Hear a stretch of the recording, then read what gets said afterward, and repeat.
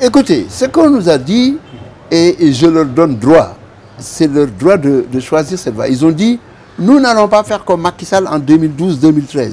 Nous n'allons pas tomber à bras raccourcis sur des personnes qui sont soupçonnées d'avoir dilapidé les ressources publiques ou d'avoir posé des actes, disons, criminels de sang.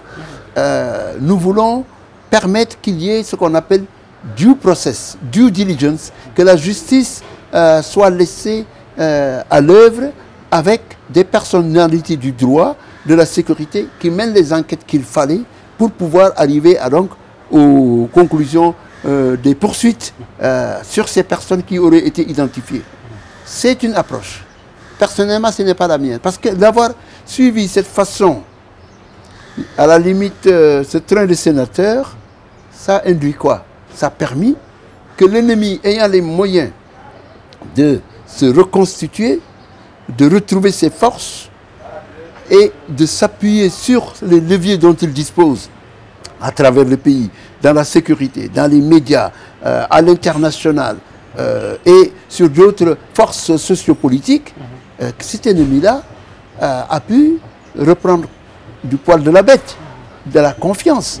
Et donc aujourd'hui, on voit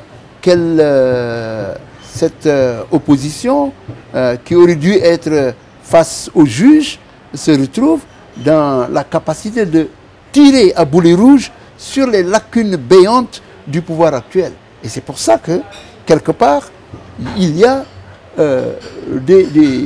des actes qu'il fallait poser dès le départ. Il y a certaines personnes qu'il ne fallait pas laisser sortir du territoire national, en commençant par Macky Sall.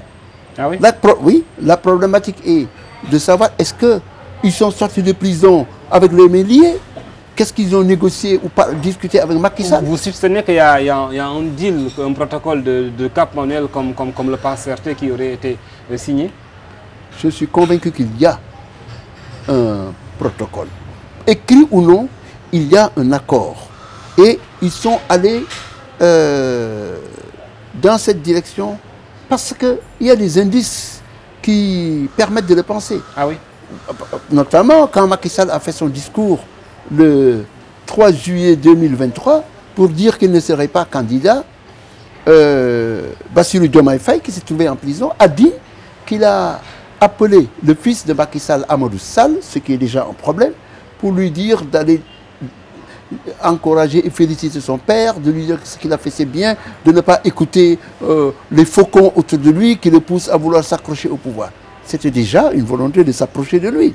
Ensuite, on nous a dit qu'il y a eu des intercesseurs, on a parlé de Pierre Goudiaby, on a même parlé de monsieur, vraiment un ancien vendeur à la sauvette, Ousmane Yara, qui n'est qu'un aventurier, n'est-ce pas, qui vivait au crochet de Alpha Condé, qui l'a poussé à participer aux boucheries de Alpha Condé, en restant jusqu'à sa chute à ses côtés.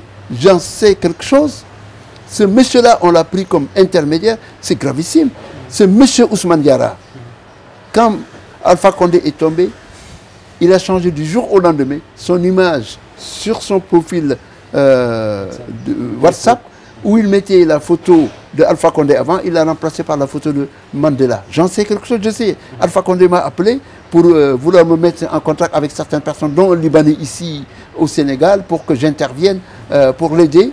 Et je lui dis, Alpha, pas question. Il faut vous appuyer sur ces forces-là, obscures, interlopes.